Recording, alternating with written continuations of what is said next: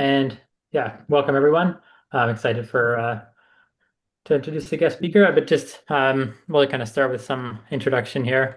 So usually with Building to Net Zero, we're focusing on the mitigation side and building energy performance, but today we're going to be diverging a little bit and focusing a little bit more on resilience and climate adaptation. And we're really focusing on this session today. We want to kind of take stock of what's been going on across the country this year. There's been numerous wildfires this year and the past few years. We've had a ton of area burned, and I was just looking it up earlier today. And actually, the area burned this year, just this summer so far, has been the size of New Brunswick. So really sad to see that, but also everyone here is working on solutions to kind of help with that. So looking forward to hearing some of those solutions later. Um, and yeah, so these are really threatening communities across the country. And climate change is also driving other extreme events like extreme heat waves, flooding, permafrost thaw, and winter storms. And so all of these have direct implications in housing, and people are seeing these in their communities across the country. And local governments are really on the front line, and so we need to balance, our housing needs and the housing crisis we're approaching right now with making sure those homes are both energy efficient and climate resilient going forward. And wanting to embed resilience in that so buildings today don't become risks tomorrow. And so excited to introduce Travis Moore from the National Research Council of Canada today. He'll be doing the presentation and really excited to have you, Travis. Take it away. Thank you, Nathan. Here, I'll just share my attempt to share my screen. There we go. Let me know if you can see the title slide there. Yep, that looks good. Okay, great. Thank you. So as Nathan said, my name is Travis Moore. I'm from the National Research Council of Canada. I work in the Building Envelope Materials group, largely within the Construction Research Center. And we've been focused on both climate mitigation and adaptation projects for some time, and I'll describe some of the things we've been working on and what we're hoping to move on with and build on today. So today I'll present a systematic framework for assessing climate resiliency retrofits in buildings, and this is to consider single and multi-hazards. And I'm the presenter today, but a large portion of these presentations has been a team effort with my colleagues Alex Hayes and Marzi Rianajad. So Alex and I, we're research officers, so we do a lot of project management type stuff, designing projects, doing the work. Marzia is also a research officer, but she's the lead of the Resilient Residential Retrofit team, which I'll describe here in a little bit. But the three of us are working in this area. So how we've attacked adaptation projects in the past is we've had two main initiatives. The first one was Climate Resilient Buildings and Core Public Infrastructure Initiative. Some of you may have heard of that, but it was from 2016 to 2021. And it really focused on developing design data, projected climate design data results, and trying to characterize the risks of climate change. It then morphed into the Climate Resilient Built Environment Initiative. And that's really built around trying to help assemble and communicate adaptive solutions to municipalities, to individual building owners and operators, engineers, codes and standards, and that type of thing. And overall, the goal of these programs is to enable a culture of resilience to climate change and extreme events in Canada's construction sector. And both of these have been done in partnership with Housing and Infrastructure Canada. So some of the outcomes of the CRBE, or Climate Resilient Built Environment Initiative, have resulted in guidelines and standards that we've participated in. So you can see some here I've selected that are probably very pertinent. So if you haven't read these or you're looking for more information, some of these might be a good reference. They can be found on the National Publications Archives website of the National Research Council. But you can see it's focused on flooding, roofs, adaptation, wildland-urban interfaces, which is really around fire, and coastal flood risks. There's many others, but those are kind of some main ones. So within that Climate Resilient Built Environment program, we have this stream that's called the Resilient Residential Retrofit Project. And this is really, as Nathan said, this is trying to take those larger project ideas and distill them down into recommendations for residential housing. And the idea is to try to enhance climate resilience of existing residential buildings through retrofits. And our kind of key statement is that our goal is to help people with buildings anywhere people live in this project. That's how we've defined residences. So Nathan mentioned a bunch of the hazards at the top of the presentation there, but the 6 main ones that have been focused on so far: wildfire smoke, extreme heat, flooding, wind, and permafrost melt. The overall objectives, and I mentioned we participate heavily in codes and standards, but that's not our only outlet. However, the National Research Council is a steward of the codes, so we do participate in a lot of those, but ultimately we want to identify and de-risk resilient, sustainable, accessible, and affordable retrofit measures.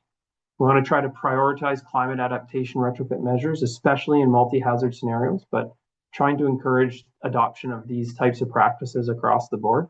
And by doing that, by encouraging these practices and getting them adopted, ultimately integrate climate resilience into guidance documents, codes, and standards. So I understand this community practice group typically focuses on climate mitigation. So I wanted to put a slide in here linking a bit for the adaptation and mitigation aspects of retrofits, new builds, and designs, because we do get these questions a lot as we've separated these research programs, and a lot of times these can be sometimes thought of separately because they're presented separately. They really are not separate items. So one thing to recognize: proper resilience or adaptation to climate change, that is a low carbon design.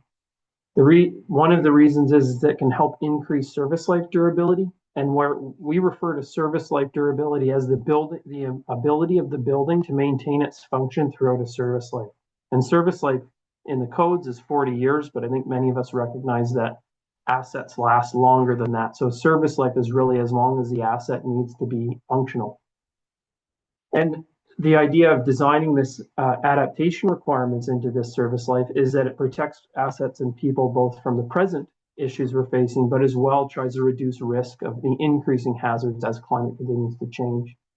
The second kind of tenet is that maladaptation, or the risk that interaction with the building to reduce energy use or anything, but results in an adaptation problem, that is not low carbon, because it can increase both the embodied and operational emissions of the project.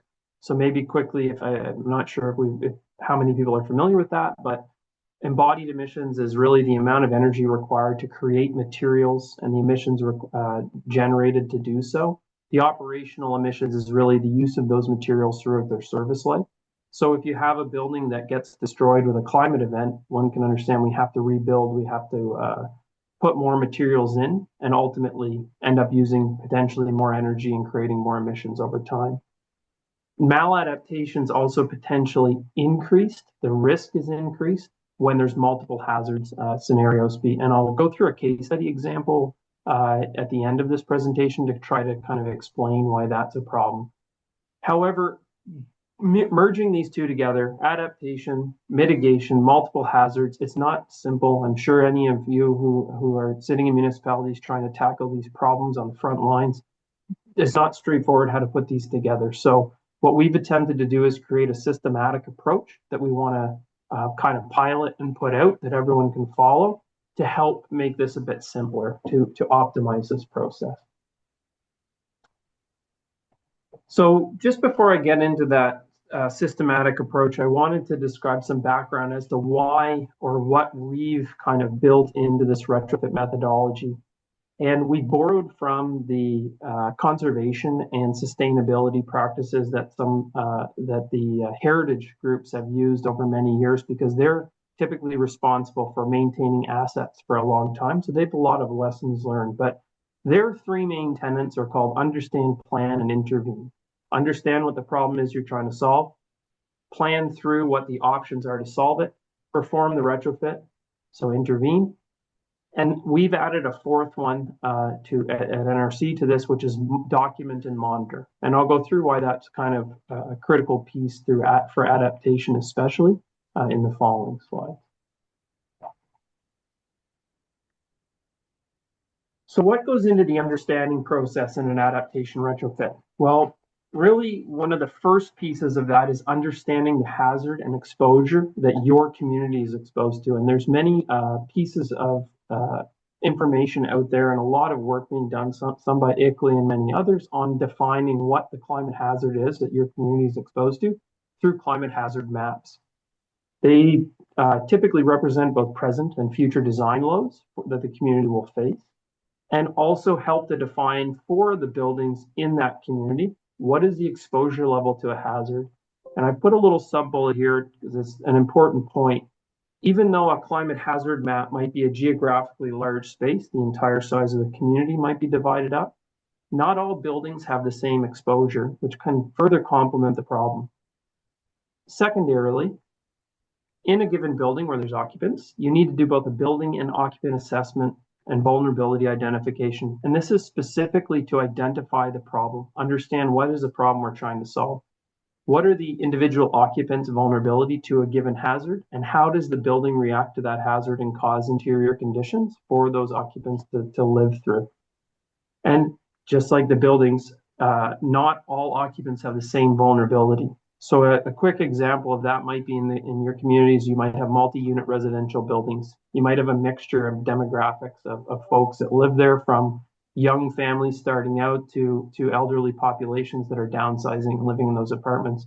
One can kind of quickly understand that those two might have different reactions even to the same hazard, whether it's overheating, wildfire smoke, wildfires, etc. There are going to be differences and nuances given the individuals.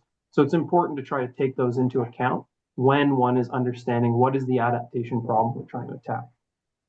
So the final step of that is, of course, to combine the building and occupant risk to the hazard to try to start to build an adaptation list of potential options. So with that potential options, we move into the planning phase.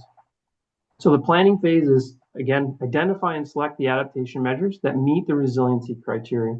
That resiliency criteria comes from that building exposure and occupant vulnerability assessment. So from that, you'll understand, okay, what is the hazard or hazards that I'm trying to protect and design against? And then what might be the options available to protect against those? And now that sounds simple, of course, as maybe it's presented here, but we all know that that's a complicated process. And there's many resources, I'll list a few to go through, that might be available to you in the municipalities, or designers, engineers, etc., that can help you further segment and understand what options for a given adaptation requirement are there.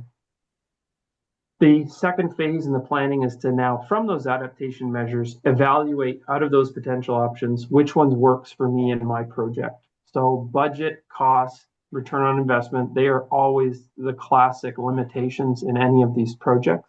So those might be upfront in a project.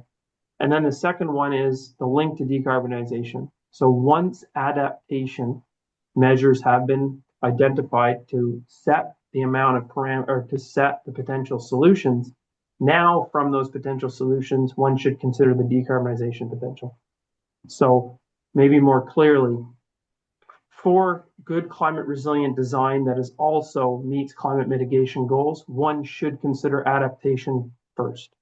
And it's not an either or, it's together, and it's an optimization, but we need to understand that adaptation, at least in the near term, should define what potential solutions we have.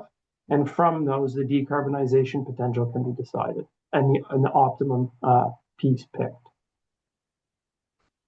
So the intervention step, not much here, because that's really where the retrofit occurs. So the building is interacted with, the adaptation measures that were picked are actually implemented in the building, and then the building is set up for the adaptation requirement. But this fourth step, and the reason we've tried to put it in, is because a lot of these adaptation retrofits and the response to the changing climate, they are a bit new. All of those of us who work in this space, we do our best to come up with the best predictions, the least risk type situations, but there is always the chance that we didn't get everything exactly right in the design phase. So The goal is, especially in early projects, to periodically assess and reassess the effectiveness of the adaptation retrofit. And one thing that helps you understand right away how effective was the retrofit. So if there's any alterations that need to be made, they can be made kind of earlier in the life cycle of that building. But it also reduces risk of any potential future maladaptation. So as the climate changes, maybe there's something that wasn't anticipated in design, that can be accounted for hopefully relatively quickly. Documenting the retrofit. So this is a community of practice discussion. So this is a really good community of practice procedure wherein it helps to define lessons learned. So if a municipality might take the onus on themselves, we're going to do a climate adaptation retrofit and take on a project. All the other municipalities, design engineers, we benefit from the knowledge that might be gained going through a real world process. So we're advocating at the NRC to try to document these in as much as possible to help lessons learned and demonstration projects. Additionally, the future monitoring in the documentation can help reduce risk for maladaptation again. So now a bit of a busy slide, but pulling all of that information back and kind of elevating it to the R-Cubed project, that resilient retrofits for residential buildings project, is designed in this case for us to create a framework by which many of us can collaborate. So you can see many of the common themes there: hazard and exposure mapping, occupancy and building vulnerability assessments, moving on to identification of potential adaptation measures, evaluating those adaptation measures, implementing the adaptation measures that were selected, and then disseminating the knowledge learned. So this is kind of the framework by which we're hoping to be able to participate in many projects. And maybe this is the selfish plug for the National Research Council, but we are very keen to go alongside any municipalities, any communities to help in any way we can with real projects, because we really want to be able to demonstrate technologies and this methodology in a real world situation, because that's kind of the best way to both validate, but as well as learn. So any municipalities interested maybe can reach out through ICLEI and we can all talk together and figure out what kind of projects we may have. So moving on from that, a lot of hypotheticals there in the first part of the presentation, which sometimes can be hard to follow. And I like examples. So we've tried to put together an example here of a multi-hazard adaptation situation, and a scenario that's unfortunately commonly faced by many municipalities across the country.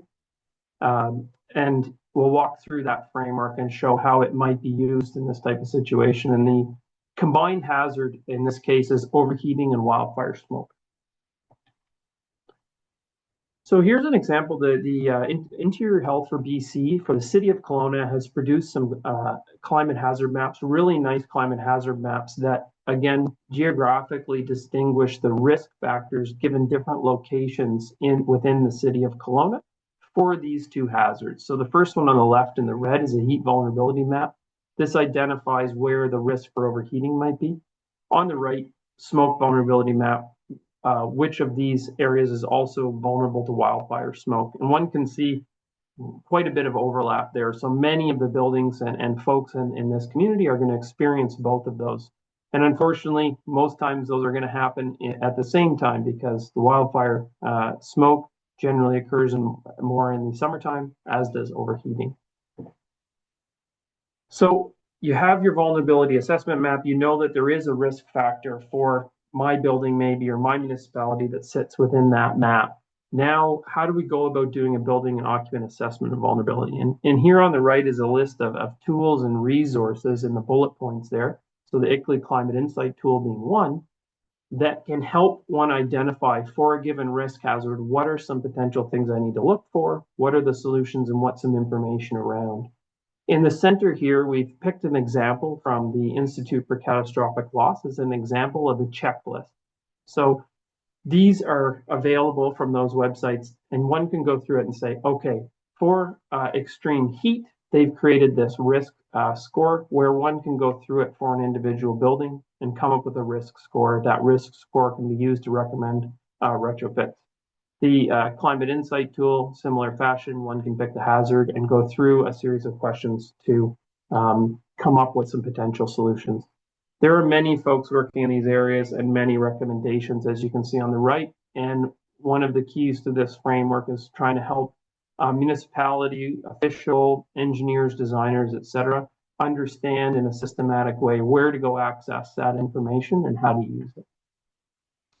So moving on from there, we know we have overheating and wildfire smoke risk. We now know the vulnerability of our building and our occupants. What are the potential solutions? So you can see two lists here, and there's quite a bit of solutions. And this is kind of, again, in the planning phase. We're identifying what potential solutions might exist. So there's quite a series of these. But remembering that these are multi-hazard pieces, as in there's both heat vulnerability and smoke, oops, I think I flipped through, I apologize there. The one can start to look at, okay, are there any conflicting adaptation recommendations through this process? And that's why a systematic process is quite nice to use. And we can see right away, okay, open windows is recommended in an overheating event. Closing windows is recommended in a wildfire smoke event. So if you have both an overheating and a wildfire smoke event, do you half open your window? Not quite. So it's a conflicting recommendations. And doing one would mitigate or adapt to one climate hazard, but might cause maladaptation to the other. Through these two lists, one can also identify complementary processes. So we have increased hair tightness is a complementary process, common to both. So that might be a good one to select for the actual retrofit. And then additionally, we have coordinated practices. So although not directly, of course, one of the adaptation solutions for overheating is installing an air conditioner. And with that air conditioner, typically one could, if they picked the certain type of air conditioner, have the ability to set the recirculation rate on the HVAC system for that air conditioner, as well as install air filters. So we can see that there's a coordinated or complementary practice happening there that might help optimize meeting both of those. So from there, we've selected our potential adaptation solutions. We can then evaluate them and compare them also to mitigation. So in this case, we have our options. Now we want to go through and select which one is the best. And we might be wanting to use criteria like return on investment, cost benefit, and client budget. Those are always major considerations. But as well, this is the time in which we can really consider our mitigation, our energy and greenhouse gas emission reduction potential of any given solutions. Further, given the solutions that might be available, there may actually be government funding available. So one can go look to see, okay, I wish to install air conditioning. Oh, there's heat pump incentives. I can use those to help reduce the cost of my project. So moving backwards, and maybe I've talked a lot about an individual building, but there's also things municipalities and people with control over entire communities can do. And one of the examples here might be that you can't necessarily control whether individual buildings that are privately owned create these adaptation retrofits. However, the community itself can create situations to help the occupants. So community cooling centers is one that has been used. And so a municipality might designate one of the public buildings to say, okay, that's going to be our designated community cooling center in the event of an overheating event. Also recognizing that we might have wildfire smoke, when we designate that cooling center, the system that we ensure that's in place there has fans, HVAC system that we can recirculate, and air filters that we can be installing and swapping out in order to be able to maintain a safe environment for our constituents that may need relief. So finally, the document and monitor. This is just an example, but it might look something like this as a summary to try to help future projects. What were the hazards that we were looking at solving? What was the risk level we determined from our vulnerability and risk assessment? What were the recommended retrofit practices we came to? And what did we find were methods to avoid, or what might be lessons learned from such a project? And again, this may not help directly for the individual project, but it is extremely helpful for future projects and lessons learned. So that's kind of all I've got to speak. So Nathan, I can turn it back to you. I just want to thank you and Ickley for having us. We're very excited to talk today and hopefully continue to work in the future. Yeah, thanks a lot, Travis. Really great to have you today. And now we're gonna open up for questions in just a second. Um, um, Before going out into breakout rooms in a few minutes. Um, and yeah, if you write the question in the chat, we'll make sure we read the question, but not your name in case you want it to be anonymous. Um, so I'll start with a question here regarding methodology. Curious to know whether recycling or unbuilding would ever factor into the cycle for retrofit methodology. It seems we could reduce our embodied carbon by reusing viable materials when old buildings are demolished. Absolutely. Yes. So that might come in. So thinking of the maybe pulling it back towards the mitigation side and trying to reduce embodied emissions in the life cycle assessment, the first phase of material acquisition and understanding embodied emissions in the material. Recycled materials have great potential. So kind of instead of connecting it at the end, where the end of service life we recycle, we can use and reuse. We do have actually two projects right now within the Resilient Retrofits group on recycling of vinyl and plastics and reductions of construction waste. Uh, the challenge with those being that when one recycles, there may be cleaning processes and other things that need to be accounted for. So those can add to embodied emissions, yes, but maybe just as critically, we need to make sure that the recycled component can function during its service life. So we do have two research projects trying to understand during the recycling process, is there anything changed inherently about the characteristics of that material that may affect its long-term durability? But bang on construction circularity is a definite necessity as we go forwards. Yeah, thanks for that, Travis. And a reminder to everyone, feel free to unmute and ask a question, um, or put it in the chat. So we have another question here. It seems impacts on human well-being were the focus of this analysis. Is that a default, or should the project is it also considering consequences for assets as well? It is considering both for sure. So maybe I'll just cycle back up here. Sorry. Okay. So this is the broad framework. In the hazard and exposure mapping step, one can understand what the risks are that a set of buildings and or occupants is exposed to. Now, this is the program that I discussed today is about residential retrofits. So it is highly focused on protecting the occupants primarily, ensuring that there's health and safety inside the building. But that inherently also means that the building and its structure are protected and adapted to climate change. So, for instance, if one was to use this framework and be primarily concerned about the asset versus the occupants to start, it's the same process. One can say, what is the hazard and my building is exposed to?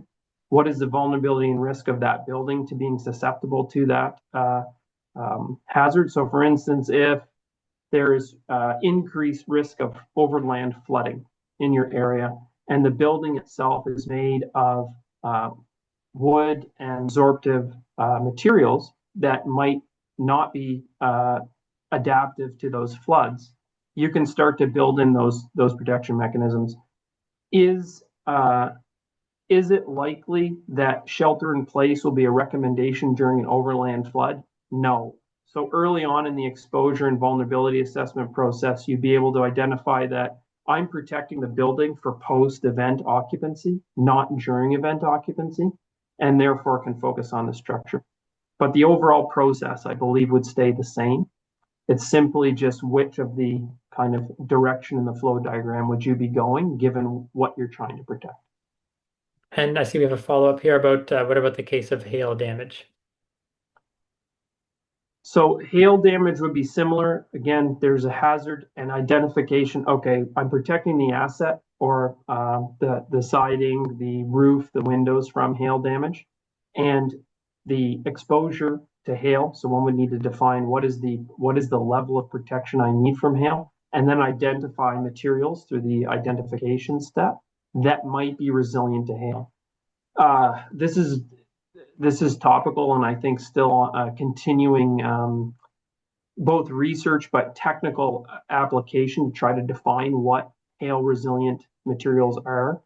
We have some work in that area, but it is new to try to help define what materials might be less susceptible to hail. So there may not be as many recommendations yet, but the systematic approach would remain the same. What materials do I need to protect? How can I protect them? And again, you've kind of narrowed it down. My hazard is hail. I'm trying to protect against hail. What are the ranges of hail that I'm going to experience? And what materials are considered resilient to that level of exposure? Yeah, thanks for that, Travis. I see Lisa, you raised your hand if you would like to unmute and ask your question. Yeah, for sure. So I'm Lisa with the City of Edmonton. And I'm wondering, like, would you consider battery energy storage systems? Is that an adaptation retrofit from your perspective? Absolutely, yes.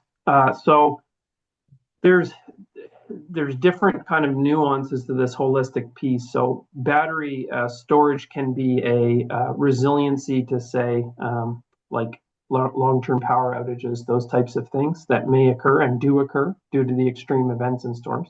So absolutely, it would be considered a solution, and it might go under. So one of the I don't think in Edmonton we've seen this, but we had seen it in Toronto through a few previous projects. The increased install of air conditioning due to overheating events can cause an extra load on the utility, and there is a risk that there might be brownouts because of that during that time, during peak events in Ontario.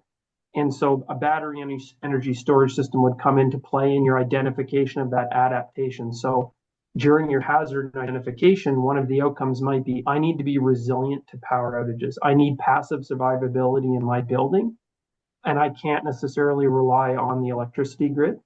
So that might be one of the conditions and criteria you're trying to meet. And so when you go through all of the potential adaptation options, perhaps battery storage is one of the only ones that helps you meet that. Yeah, because I think like I really appreciate your methodology, but I think when you're so building specific on the hazards, that those benefits that are community wide or sort of grid stabilization maybe aren't factored in, because even with what you just said, like wouldn't that have to be like would that still be the case for a grid connected battery system? No, that would have to be like an independent one. Well, I think it depends again on who is enacting the resilient practice or the adaptation practice. You're right there. It's not necessarily as simple as this framework. Again, this framework was designed to help kind of take it from these overall broad-based hazards to residential construction. So that may be why it's focused on that on buildings specifically. But you are right in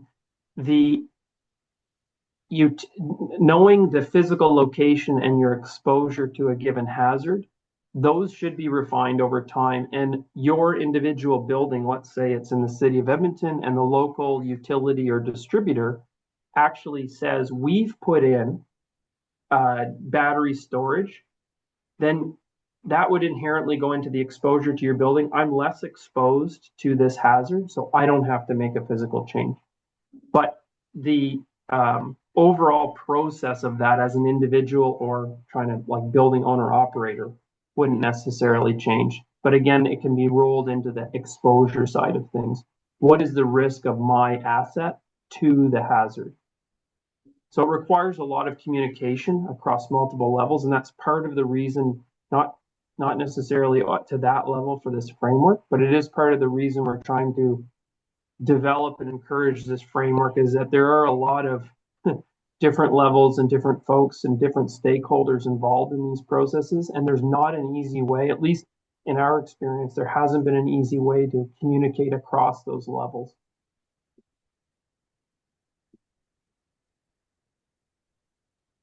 I do have another question, Nathan, but did you have other questions that you wanted to get to first? Yeah, there's more in the chat. Okay. And we can come back to you, Lisa. Thanks, Lisa. So I think, yeah, it looks like there's lots of good questions here. So we're going to keep going with some questions and then not do the breakout rooms today. So is there a scalable nature implied to this methodology for socioeconomic marginalized or vulnerable communities who are challenged with affordability and access to knowledge? Yes, this process is inherently scalable. Um, the affordable side of things is part of the challenges for this our research program, and that comes in the kind of the implementation of adaptation measures, technology demonstration, and de-risking side of things. Is that the affordability of a given solution has to be considered. There are perhaps a multitude of solutions, both passive and active solutions, that might be able to be implemented, and they have different levels of cost or affordability. So for instance, if we were looking at that open or close, you could have a situation where I can open or close my window, maybe for only the overheating, or install an air conditioner. One of those is significantly more affordable than the other, but requires one to actually know what to do and how to do it. And that's part of the evaluation of the technologies. Is this something that the individual and the occupant can enact? And I make my decision. Now, the scalability part of it, it depends on what we mean by scalable. So the framework is scalable because hopefully you'd be able to follow this process for any building or number of buildings, because it does come down to an individual assessment at some stage, at least at the intervention stage. So as much as we want to be scalable, there is at some stage the boots on the ground need to be there to enact the retrofit. So it becomes an individual problem. However, there are some mitigation potentials that can be understood at scale that could be done. So it could be community programs for education and decluttering of yards in wildland urban interfaces is one of the recommendations that comes out, so that there isn't a lot of media close to the house in order to that could combust. There could be, if you are in, say, a wildfire zone again, one of the recommendations might be metal roofs. And if that fits, that can be a community-wide recommendation, so that when somebody comes to the end of service life, say for their asphalt shingles, they're made aware that at the community scale, it's a good idea to have this this metal roof for those types of recommendations. But again, those can be teased out to some extent, at least by really focusing on how is my building or buildings or asset exposed to the hazard. So it is inherently scalable because these climate hazards are large scale, but at some stage the recommendations need to get down to for an individual, what can I do to be climate resilient? Yeah, keep up the great questions, everyone. There's another one here on are there pre-measures that can be done when buildings are first being built to make it easier to complete climate adaptation retrofits in the future? Kind of in the same vein as making a building solar ready. So they give an example. Is it looking into solar ready or EV ready bylaws and wanting to see if they could also do something for an adaptation ready bylaw? Yeah, these are all great questions. So yes, Nathan's right. Keep them up. Yes, there are methodologies that could be used to make adaptation easier in the future. I will say that those are still at the kind of discovery phase. So one example that we've worked on, or we continue to work on, is offsite construction methods and disassembly methods. So in many cases, being able to assemble something in a warehouse and then rapidly deploy it is a big benefit for speed, but it also allows it to be designed in such a way that it could be disassembled. So if, for instance, it was determined that, oh, okay, this retrofit we can put in, but 10 years from now, it may be susceptible to mold growth due to increased rain or something like that. Then one could build in the provision ahead of time to say, okay, which pieces of this assembly might we have to take off and reuse or adapt and build in ahead of time. But those recommendations, I would say, need that hazard and exposure assessment and continually updated as it goes, because that's how you'd make your decisions. You may, and it's kind of that problem of it's not easy. Easy is not the right word I'm trying to say, but it might be obvious today what hazards you, your municipality, and buildings are exposed to because those events are occurring now. Hail damage is increasing now in your community. Wildfire smoke is increasing now. You encounter it every year. Those types of events, overheating is occurring every year now, today. Those are things we need to act on now. But the building out the projected climate change and projected risks, which is the point of the hazard and exposure maps, so now and in the future, can help you understand again, well, what am I going to have to protect against 10 years from now, 15 years from now, 20 years from now, and build in those adaptation potentials. But it might be an individual community, not individual building, but it might be a community by community approach at that stage.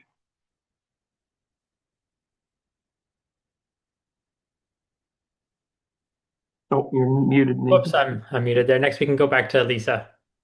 Yeah. Can you hear me? Yep. Okay, one of my headphones just died.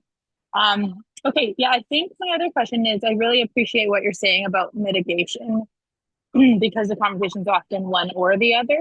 I really like your sequencing, but I just wonder, like, if you've considered or if it's too broad a scope. Like, I get worried about when you do upgrades or retrofits to a home, that there's not just ways of doing it to mitigate, but also opportunities for mitigation that get opened up.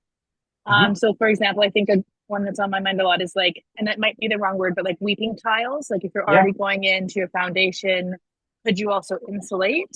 And actually, when you think of these incremental upgrades, are you actually undermining future renovations that would have that mitigation benefit? So just any thoughts on that, I guess, with regards to your methodology? Yeah, I mean, that's an excellent point. And it is part of the reason to try to attack this systematically is leaving openings for these mitigation and adaptation requirements to actually interact with each other, because we've experienced very similar things to what you just said, Lisa. A lot of times these are considered exclusive. One does an adaptation retrofit or a mitigation retrofit, and that I agree with you completely. That's the wrong way to do it, and especially building on the fact that many buildings and assets may only get one budget, one opportunity to actually enact this process.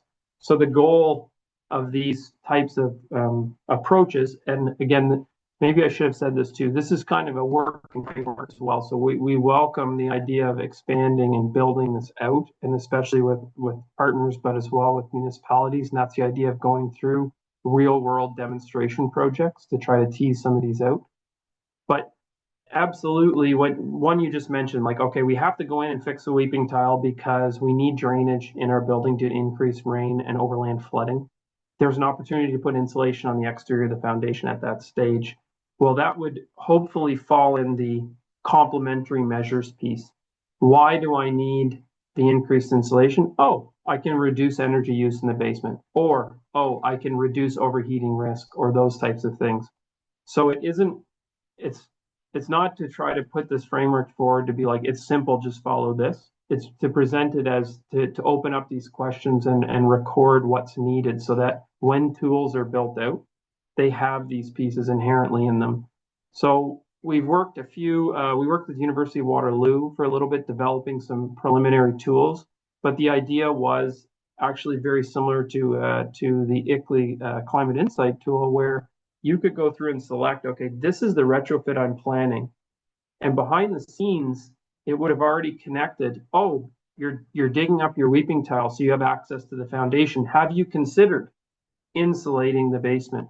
Have you considered putting membranes on to increase the water tightness of the foundation? So those types of pieces. So hopefully when these combined tools can be developed, they are holistic in nature. And it takes this very complicated, I need to know everything all the time out of the equation, and can help folks that are going through this, where maybe you know I need to dig the foundation up, but you don't necessarily know all the other stuff. The tools should be built in a way that guides you there. So I don't know if that helps or makes any sense, or that kind of addresses what you're saying. Thank you. Yeah, keep up the great questions, everyone. And feel free to use the raise hand feature if you'd like to ask your question in person. We have another question here about how are measures such as backup power addressed. It's often identified as a key adaptation measure, but doesn't support low carbon goals. Yeah, that's tangly, but at some stage there needs to be a risk level assessment done. And if there is more danger in not doing that adaptation retrofit just because it's low carbon, or it violates maybe the low carbon design, it doesn't make sense from a safety aspect to do it. So I think some common sense needs to be applied in those situations to say, no, it is not the best low carbon solution, but it is mandatory. So maybe you're in a remote community in the north with not necessarily always reliable power supplies or oil supplies or those types of things, and you need to heat the building. It's a mandatory minimum requirement, adaptation requirement. My building needs to be heated. Then if that is the only option that shakes out, that is the lowest carbon option because it is the only option available. However, if you were to look at that and say, okay, well, actually, I need backup power, and here are my potential solutions. I can put in a gasoline, natural gas, or diesel-fired generator, or I do have the option in my location to put in a battery storage system, or solar with a battery storage system, those things. Then you can start to select between those. Okay, which of those is the lowest carbon option, and do I have the budget for it? So there is you can systematically look at that, and it's not necessarily the idea of low carbon. I think what we need to start to consider when adaptation is really needed in that space, what is the lowest carbon option that's viable? Not is it the lowest carbon option anywhere? For my given situation, what is the lowest carbon option available? Yeah, and really good point there, Travis. Because as we know, yeah, across the country, situations can be very different. You should the idea of this maybe too, just to maybe jump on that, Nathan, sorry, is that there is a need at some stage for us to get over one size fits all approaches. Those were needed at the beginning because that's all we really had to work with, and we need to act quickly especially from a federal policy standpoint. But at some stage we need tailored approaches. So I'm maybe interpreting that from the questions as well, but I really like that. So we need to work on that for sure. Yeah, yeah, certainly. Another question here. Would it be useful to list which asset, human or building, should be a different hazard focus? Um, Oftentimes, this person's seen a project complete both assessments, both for buildings and for residents, and wanted to make sure those aren't, yeah, make sure that that's tailored and make sure it's not overlapping too much. It's a great point. I mean, I talked a lot today, kind of focus on the residential sector. So occupants are always one of the main considerations there. But the exposure and response to the hazard, we can do a better job in our documentation, not just NRC, but overall, all of us doing work in this space to help differentiate those. So I agree, yes, though that needs to be done. And I think that is what the next stages of a lot of this work is to provide more nuanced documentation around this hazard is a building asset only or an asset only hazard. And I use the example of overland flooding, which we've seen before. It's unlikely that in that hazard event, there's a shelter in place. So the protection of the occupant during the event may be not as important as maintaining the asset through the event for immediate occupancy post-event. So those are, and one thing to kind of say there, these are the types of things that from my previous experience in guidelines or best practices, these are the types of recommendations that are helped extremely by real world situations, case studies, examples, where one can point to, not just speak hypothetically, but point to, in this community, we decided to implement this, and here's how it worked out. Yeah, yeah, really good point. Another question here on, does the risk assessment methodology consider the impact of renewables and power storage on the existing grid? Can our existing lines and transformers handle this, especially in consumption from feeding back into the grid? Yes, slightly maybe outside the scope of the construction research center at NRC, but it is a major concern for we've had these discussions with some utilities, and for sure the distribution network in Canada, it varies depending on where you are and what the capacity is. And during the idea would be that during going through a framework such as this, or what will hopefully be a future framework when we have better recommendations like this, that would be one of the criteria under which you'd evaluate a given adaptation requirement. So if we're saying we wish to have solar, it should automatically trigger those criteria that you mentioned in the question. Is it grid tied? Do I have the ability to exchange power with the grid, with my neighbors, with my local community? Is there bi-directional power flow? I mean, that's one of the main keys. And does the utility support it in this case? And I would be personally, and as the NRC researcher, very pro being having utilities involved in all mitigation and adaptation retrofits. One of the main tenets of mitigation is that we're going to have net zero electricity and we want to electrify. Well, that inherently means that the grids have to be, the utility providers have to be in this process for us to achieve an optimized result.